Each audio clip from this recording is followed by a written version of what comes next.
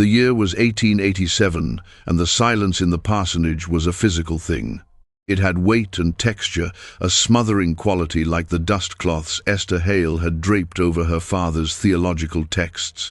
3 months had passed since the town of Providence Creek had buried the Reverend Michael Hale, and the silence he left behind was louder than any sermon he had ever preached. It echoed in the empty rooms, clung to the tall, stark furniture, and settled deep in Esther's bones, a cold companion to the Dakota autumn that was bleeding the color from the world outside. Her life had become a litany of quiet, repetitive tasks. She rose before the sun painted the eastern plains in pale, watery shades of rose and gray. She tended the small vegetable patch, her hands chapped from the lye soap and the increasingly sharp wind. She baked her bread, the scent of yeast a lonely ghost in the cavernous kitchen. She mended linens, her stitches small and perfect, a testament to a discipline that felt more like a cage than a virtue. The townspeople watched her. From behind their lace curtains and over the tops of their general store ledgers, they watched. They saw the preacher's daughter, a figure of somber piety, a living monument to her father's unbending righteousness. They did not see the woman drowning in the quiet. Her father had been a man carved from granite and gospel, his voice a booming instrument of judgment that could make the most stalwart sinner tremble. He had loved her in his way, a severe, demanding love that equated obedience with affection. He had shaped her, molded her, and left her with a legacy of expectations she could neither fulfill nor escape. Now, at 24, she was an orphan, a spinster, living on the charity of a congregation that pitied her but did not understand her. The parsonage was hers only until the new preacher arrived from back east, a deadline that hung over her like a guillotine. Loneliness was not new to her, but this strain of it was different. It was an isolation that went deeper than the mere absence of people. It was a disconnect from herself. Who was she, without her father's shadow to stand in? She would sometimes catch her reflection in the dark glass of the window, at twilight, a pale, serious face, hair pulled back so tightly it made her temples ache, her grey dress a uniform of perpetual mourning.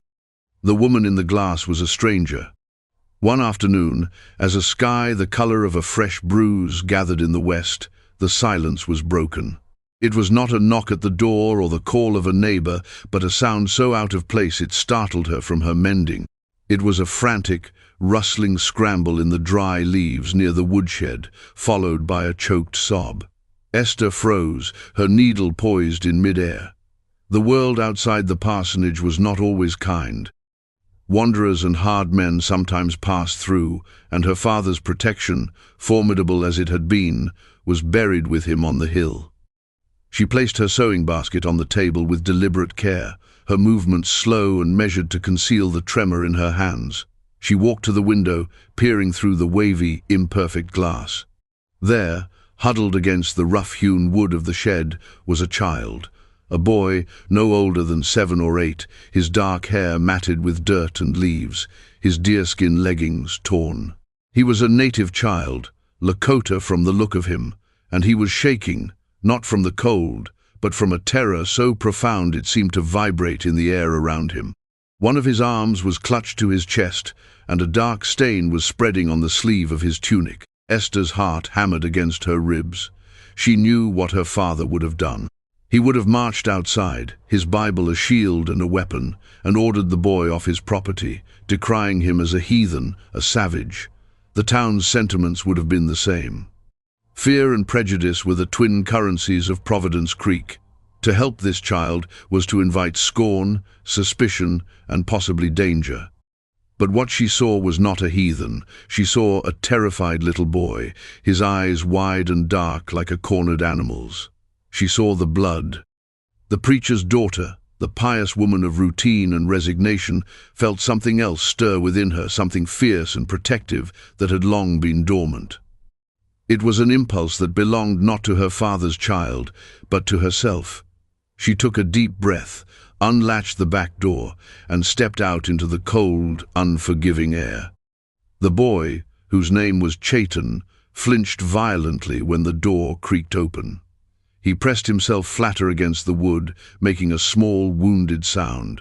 Esther stopped, holding up her hands, palms open, a gesture she hoped would translate across the chasm of language and fear that separated them. "It is all right," she said, her voice softer than she had intended, husky from disuse. "I will not hurt you." He did not understand the words, but he seemed to register the tone. His terrified gaze flickered from her face to her hands and back again. Esther took another slow step forward. The wind whipped a strand of hair across her face, and she impatiently pushed it away. She knelt, ignoring the damp, cold earth seeping through the fabric of her skirt, trying to make herself smaller, less threatening.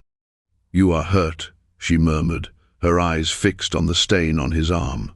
She pointed to it, then to herself, then gestured toward the open door of the house. It was a clumsy pantomime of offering aid, but it was all she had. For a long moment he just stared, his chest heaving with shallow, panicked breaths. Then his resolve seemed to crumble. A fresh wave of tears tracked clean paths through the grime on his cheeks, and he gave a slight, almost imperceptible nod. Getting him inside was a delicate operation. He moved with a skittish uncertainty, ready to bolt at the slightest sound. She led him not into the formal parlor, but to the kitchen, the warmest room in the house. She sat him on a low stool near the hearth where embers still glowed from her morning fire. The silence returned, but it was a different kind now, charged with tension and the unspoken reality of their situation. His injury was a deep gash on his forearm, ugly and crusted with dirt, but it did not appear to be from a bullet. It looked as if he had caught it on a sharp branch or a piece of jagged metal during a desperate flight. Esther fetched the basin, warm water, and clean cloths. As she gently began to clean the wound, he hissed in pain, but did not pull away.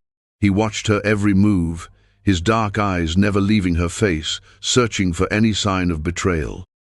She worked with a focused tenderness that surprised even herself. She had tended her father through his final illness, but that had been an act of duty.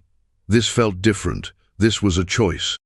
As she cleaned the wound and applied a poultice of yarrow to stem the bleeding, she saw the exhaustion etched onto his small frame. He was bone-weary, running on the last dregs of adrenaline. She wrapped his arm in clean strips of linen, her movements efficient and sure. When she was finished, she offered him a cup of milk and a thick slice of the bread she had baked that morning. He hesitated, looking from the food to her face, his suspicion warring with a hunger that was painfully evident.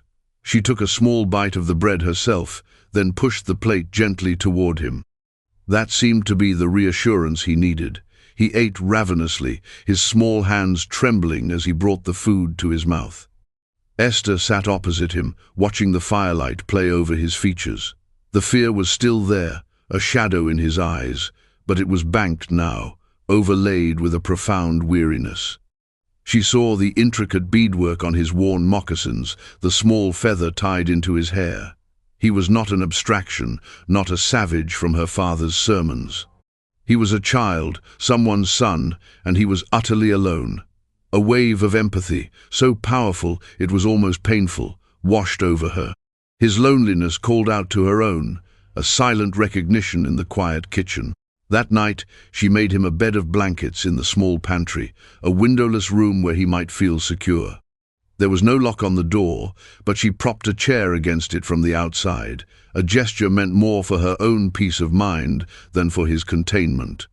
She knew, with a certainty that chilled her to the core, that he was not just lost, he was being hunted. The following day passed in a state of suspended reality. Esther went about her chores, her senses on high alert. Every gust of wind sounded like hoofbeats, every snap of a twig like a footstep. She brought Chaitan food and fresh water, and for the first time he offered her a flicker of a smile, a brief, shy gesture that struck her with the force of a physical blow. They did not speak, could not speak, but a fragile thread of understanding was being woven between them in the silence.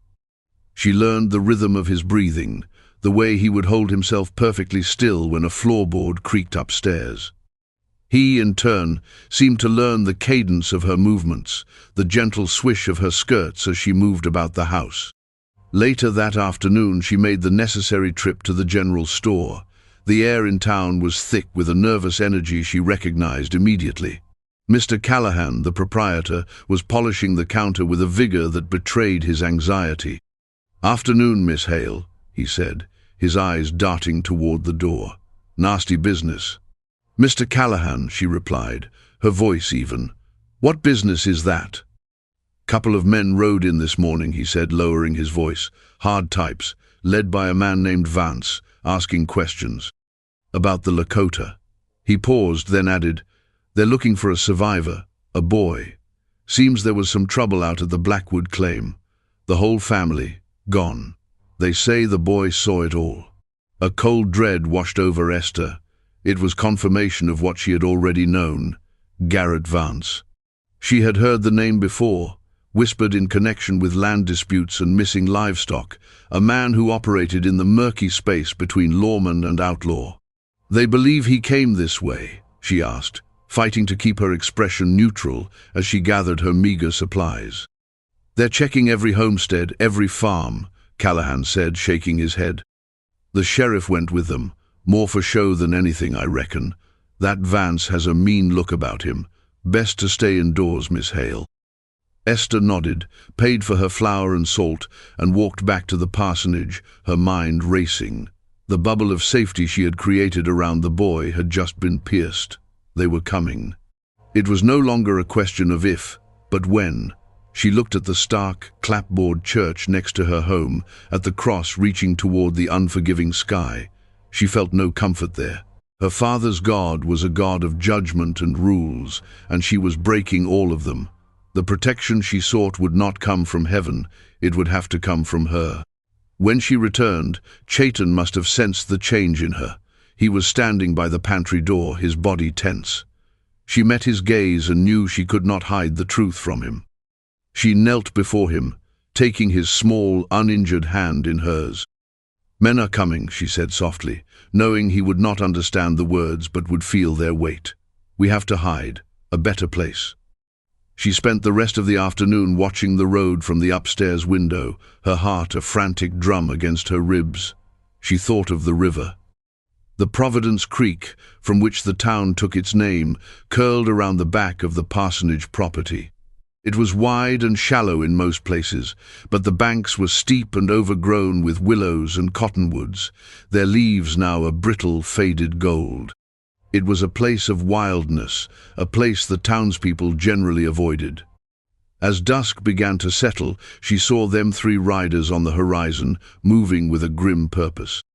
The sheriff was with them, looking uncomfortable and small next to the man she presumed was Vance, who sat his horse with an arrogant stillness.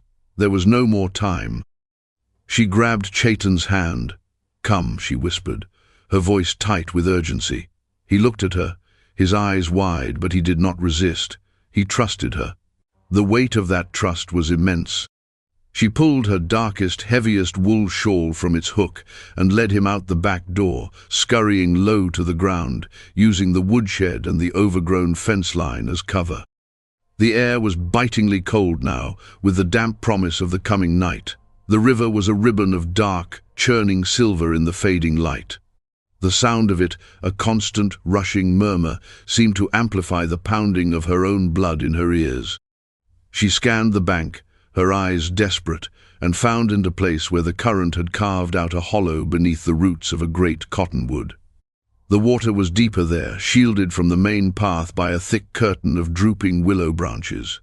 It was their only chance. "We must go in the water," she tried to explain with frantic gestures, pointing to the spot. Then to them. He shivered, his gaze fixed on the cold, dark current. He was afraid of the water, but he was more afraid of the men. He nodded, his small face a mask of grim resolve. Esther did not hesitate. She hitched up her heavy skirts and stepped into the river. The shock of the cold was breathtaking, a physical assault that stole the air from her lungs and shot up her legs in needles of pure agony. It was far colder than she had imagined, the glacial melt from mountains 100 miles away. She bit down hard on her lip to keep from crying out. She waded deeper, the current pulling at her clothes, and reached back for Chaitin. She pulled him in after her, and he gasped as the icy water swirled around his waist. She held him tight against her, his small, shivering body pressed to hers. She maneuvered them into the hollow under the bank, pulling the weeping willow branches around them like a shroud. Her heavy, dark wool skirts fanned out in the water, helping to break up their silhouettes. She stood in water up to her own waist, her arms wrapped around the boy, her back pressed against the cold, muddy earth of the bank, and they waited. The cold was a living entity. It began as a pain, a sharp, searing fire in her feet and legs. Then it transformed into a deep, consuming ache that worked its way into her bones.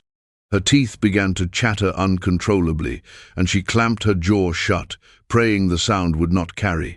She held Chaitin's head against her chest, trying to shield him with the last vestiges of her own body heat, murmuring wordless sounds of comfort into his hair. He was shaking too, a constant, violent tremor that she felt through her entire body. Time lost all meaning. Minutes stretched into eternities. The sky deepened from indigo to black, and a sliver of moon cast a sickly, pale light on the water's surface. Every fiber of her being screamed at her to get out, to flee the torturous cold. Her legs grew numb, then her hips, a terrifying deadness that spread upward. She could no longer feel her feet at all. She was a statue of ice, with a terrified, beating heart at her core. Then she heard them, the crunch of hooves on gravel, the low, guttural voices of men. "He can't have gone far," a voice snarled. It was Vance. The sound was close, terrifyingly close. They were on the path, just above the riverbank. "He's just a whelp, probably curled up and frozen in a ditch by now," another man said with a cruel laugh. Esther held her breath. She pressed Chaitin's face into her shoulder, her own body a shield. She could feel the boy's heart hammering against her ribs, a frantic counterpoint to the slow, heavy thud of her own. She prayed to a God she was no longer sure she believed in, prayed for silence, prayed for invisibility. A horse snorted directly above them. A stone, dislodged by a hoof, tumbled down the bank and splashed into the water a few feet away. Esther's entire body went rigid. Chaitin stiffened in her arms. She was certain they were discovered. She closed her eyes, a strange sense of calm washing over the terror. She had done all she could. "Nothing down there but mud and cold water," Vance's voice cut through the darkness. "Waste of time. He probably headed south, back toward his own kind. We'll ride out at first light." She heard the jingle of harnesses, the creak of leather, as the men turned their horses and rode away. Their voices faded, swallowed by the rush of the river and the vast, dark emptiness of the plains. They were gone. But Esther could not move. The release of tension left her utterly depleted. The cold, which had been a sharp enemy, was now a dull, heavy cloak, dragging her down. A profound lethargy was setting in, a dangerous, seductive warmth blooming in her chest as her body began to surrender. She knew, in a distant part of her mind, that this was how people died in the cold. You simply fell asleep. She fought it. She forced her eyes open, focusing on the moonlit ripples on the water. She thought of the boy in her arms. She could not fail him now. She tried to shift her weight, to take a step, but her legs would not obey. They were useless, alien things, trapped in the icy grip of the river. Panic began to set in, a cold, clear-headed terror that was worse than the fear of Vance and his men. They had survived the hunters, only to be claimed by the river itself. How long they stood there, she did not know. An hour, 2. The world had shrunk to the circle of her arms holding the boy and the relentless, numbing cold. She was beginning to drift, her thoughts becoming slow and syrupy, when a new sound reached her. It was not the sound of Vance's men. It was the soft, rhythmic dip of paddles in water. She lifted her head, a monumental effort. Downstream, moving with a silent, ghostly grace, were 2 canoes. Figures of men, their shapes dark against the moonlight on the water, knelt within them. Her first thought was that the outlaws had returned. But these men moved differently, with a quiet purpose that spoke not of plunder, but of pursuit. One of the canoes angled toward her side of the river. A man in the bow lifted a hand, and the paddling stopped. They drifted, listening. Esther's heart, which she thought had slowed to a near stop, gave a painful lurch. Chayton stirred in her arms, lifting his head. He let out a small, weak cry, a sound that was not of fear but of recognition, a name. The man in the canoe answered, his voice low and resonant, a single Lakota word that flowed like the river itself. He had been tracking them, tracking the boy, and tracking his hunters. The canoe glided closer until it nudged the bank beside her. The man, his face weathered and stern in the moonlight, looked at her. He saw the white woman, her dress soaked and dark, her face pale as bone. He saw the boy she clutched to her chest. His gaze traveled down to where she stood, rooted in the freezing water. His expression, which had been hard and wary, shifted. It was not softness, but a profound, solemn understanding that passed over his features. Without a word, he and another man slipped from the canoe into the thigh-deep water. They did not recoil from the cold. They moved toward her, and Esther felt a final, exhausted tear freeze on her cheek. She had no strength left to be afraid. One of the warriors gently took Chayton from her arms. The boy went without protest, his eyes fixed on her face, a look of silent, wrenching gratitude. The other man, the leader, put his strong hands under Esther's arms. "We have you," he said, his English slow and accented, but clear. She tried to walk, but her legs buckled instantly. They were no longer hers to command. The man lifted her as if she weighed nothing, his grip firm and impersonal, and carried her from the water. He laid her on the bank, on a thick buffalo robe that another warrior had spread on the frozen ground.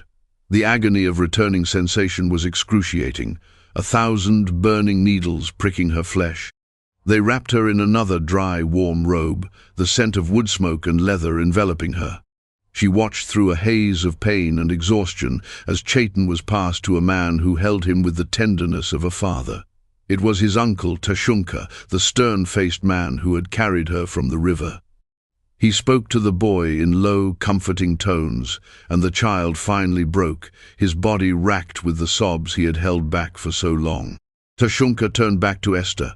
He knelt beside her, his presence immense. He looked at her chattering teeth and her pale, drawn face. He looked at the river, then back at her. He said nothing for a long time, the only sounds the rushing water and the boy's quiet weeping. "You stood in the river," he said finally. It was not a question, but a statement of fact, weighted with awe. You stood against the cold, for him. Esther could only nod, a tiny, jerky movement.